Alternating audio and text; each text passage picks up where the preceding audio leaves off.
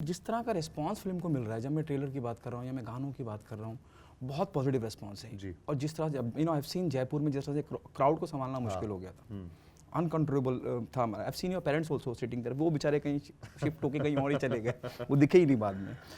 तो जब इस तरह का रिस्पांस मिलता है, जिम्मेदारी बढ़ जाती है या डर लगता है?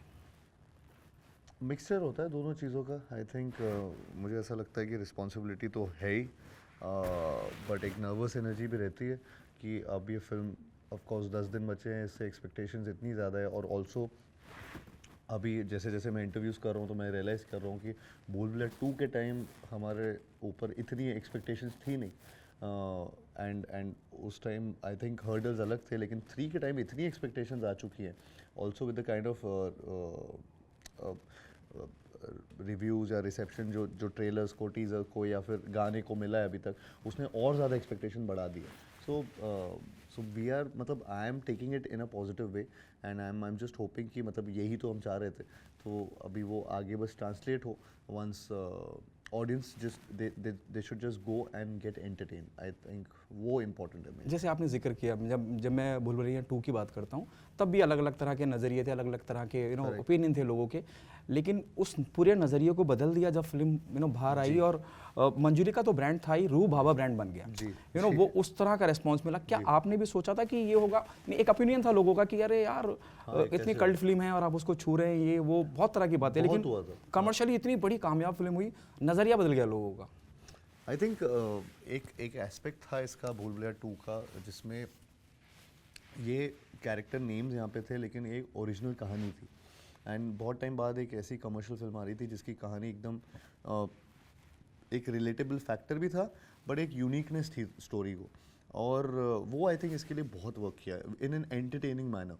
तो वो एंटरटेनमेंट के जो इसका क्वेश्चन था वो बहुत ज़्यादा था।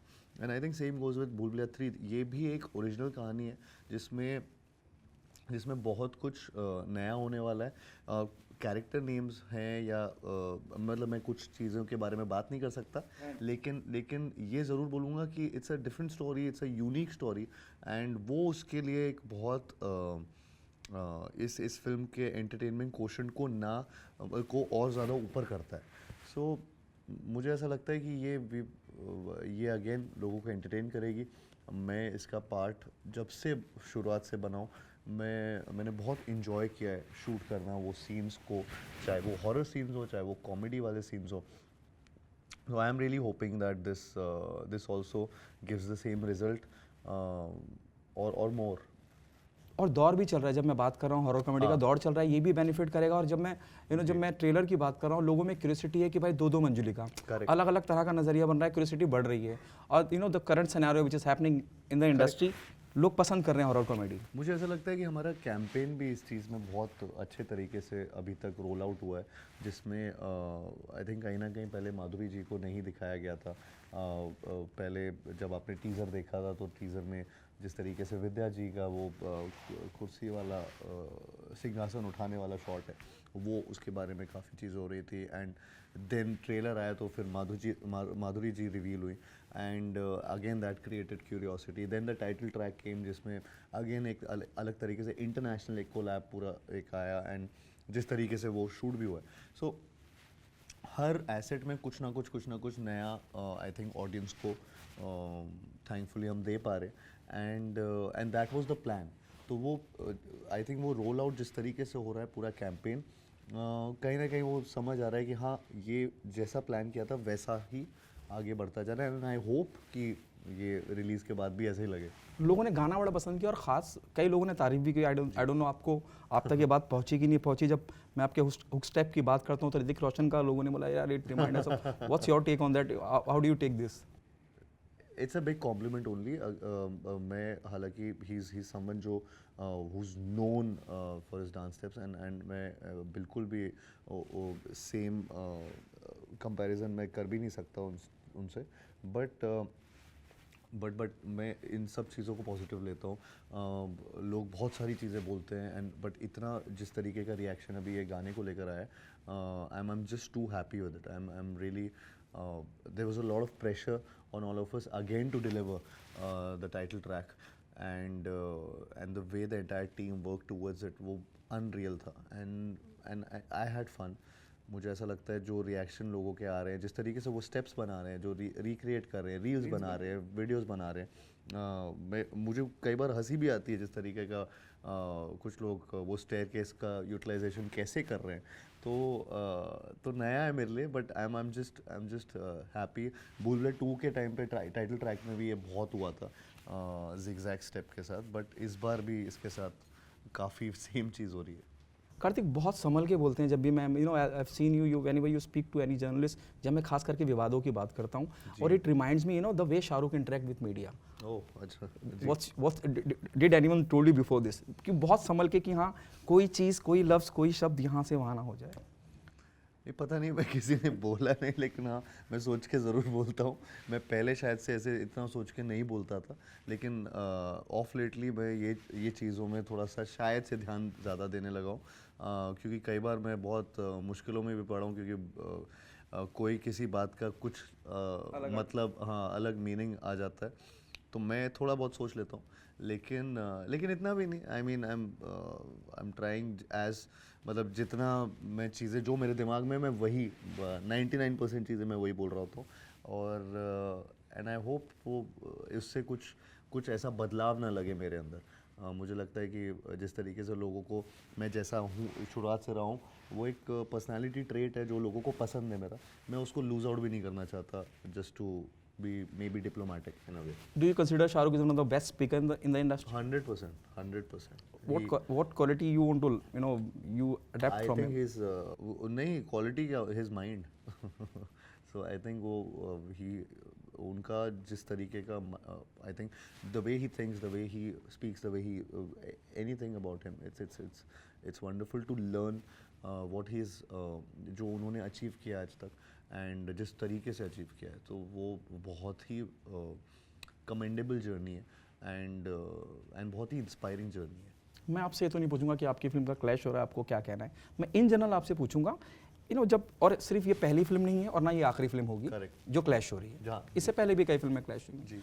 क्या आपको नहीं लगता है कि मेकर्स को एक नोट पे आके डिसाइड करना चाहिए, when something like this happened, the fans get divide, the audience get divide, कई मेकर्स को कहीं नुकसान ही होता है, दोनों तरफ की ऑडियंस है, दोनों तरफ लोग जाने वाले भी हैं। डोंट यू थिंक इसका भी कुछ एक इलाज, एक सुधार होना चाहिए, एक सोल्यूशन निकलना चाहिए? आई थिंक मुझे ऐसा लगता है कि ये अनफॉर्चुनेटली अगर वैसे देखा जाए तो ये किसी की गलती नहीं है यहाँ। मुझे ऐसा लगता है कि हम बहुत पहले से अनाउंस करके रखे थे फिल्म को, सो हमारी हर चीज़ इसके अराउंड हो रही थी। जैसा मैंने उनकी फिल्म के बारे में देखा, उनका पूरा फिल्म ही it's around that subject. So मुझे ऐसा लगता है कि वो ऐसा सिचुएशन ऐसा बन गया, तो उसमें कोई किसी को कुछ बोल ही नहीं सकता है। तो अब अगर कोई कुछ बोल सकता तो अलग बात होती। तो आई थिंक बट फॉर्चुनेटली ये डेट इतना बड़ा है कि दोनों फिल्मों को मौका मिलेगा, और दोनों फिल्मों के चलने के चांसेस इक्वल है। उसमें कुछ आई थिंक ऐसा नहीं होगा कि किसी ने एक फिल्म देख लिया तो दूसरी फिल्म देखेगा ही नहीं इंसान। वो ये भी देख सकते हैं, ये भी देख सकते हैं, ऐसा ज़रूरी नहीं है कि लोग एक ही फिल्म देख रहे होंगे। तो मुझे ऐसा लगता है कि ये एक ऐसी सिचुएशन बन गई है जिसका कोई सोल्यूशन था नहीं, and now we are in it, but we can all of us can just hope that दोनों फिल्में चलें। कार्तिक, अब तक का आपका सफ़र इंडस्ट्री में, जब आपने शुरुआत की थी और अब तक जिस मकाम पे आप पहुँचे हैं, और जो आपके साथ, जो आपके जिस लोगों ने आपके साथ चालू करियर की शुरुआत की थी, विद ऑल ड्यू रिस्पेक्ट, वो कहीं नहीं है, लेकिन आप कहीं हैं, इस मकाम पे हैं कि इतनी बड़ी फिल्म के सामने ये तो solo hero with Vidya Balan ji and Madhuri ji and all, ये जो जर्नी रही है, whom do you give the credit to, जहाँ तक आप पहुँचे हैं?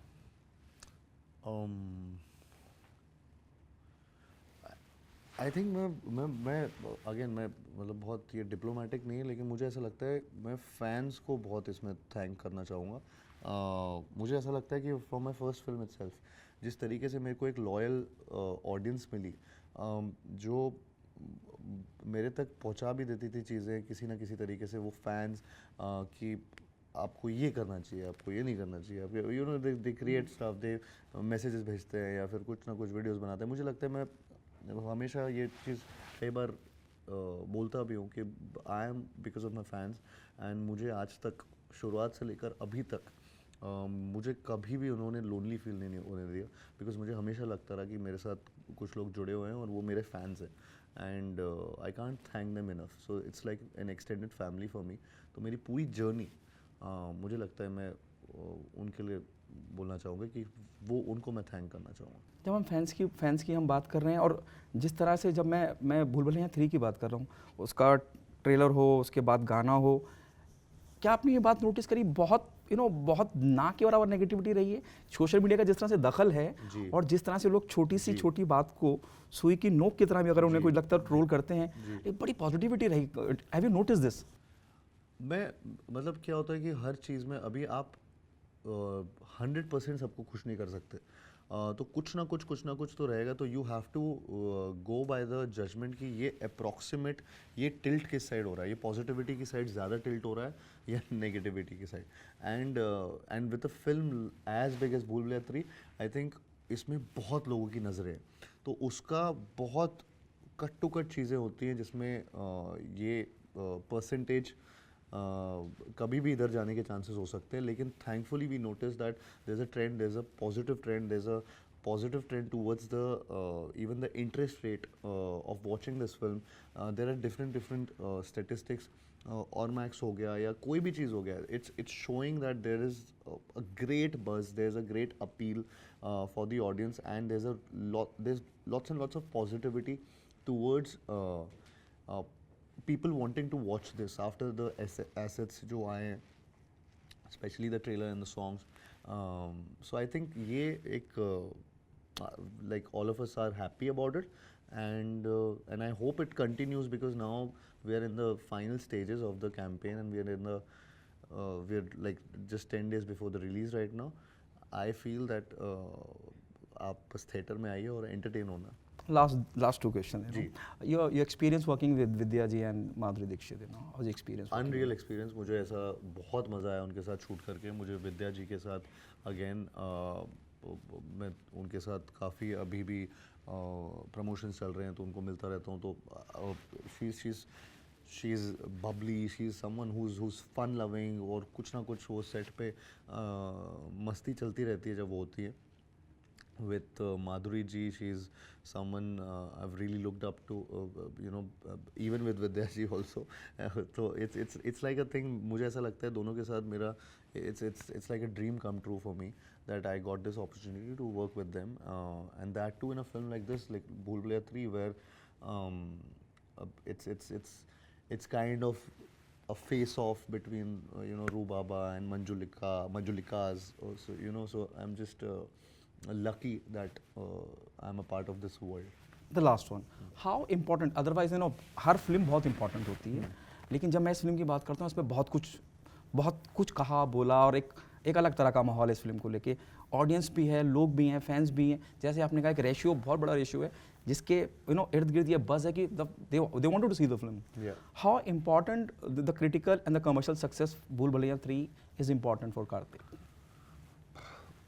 मतलब वो मेरा हर फिल्म में ही होता है। मुझे ऐसा लगता है कि मेरी हर फिल्म शायद से मेरी पहली और आखिरी फिल्म है, तो मैं उस हिसाब से काम करता हूँ उन फिल्मों में। तो भूल भुलैया 3 भी मुझे ऐसे ही लगता है, और मैं उसके लिए हर चीज़ कर रहा हूँ, and I feel and I hope that it translate into numbers also, and it translate into positivity also, where people who go to the theaters, they enjoy this film, and they feel that it was value for their money, वो चीज़ ऐसा ना लगे कि ये क्या हुआ, हम लोग क्या देखने आए, ये चीज़ ना हो। and I think we've made a good film, and an entertaining one, which you can watch with your family, and it's going to be a festive season at that point of time. So I feel lots and lots of people will be in that zone where they would want to watch an entertaining film, and I think we are really entertaining, and the entire team is very entertaining, and I feel that we have made an entertainer out of Bhool Bhulaiya 3. So yeah, यही expectations है। Thank you so much Karthik for giving me your time. Thank you so much. Thank you.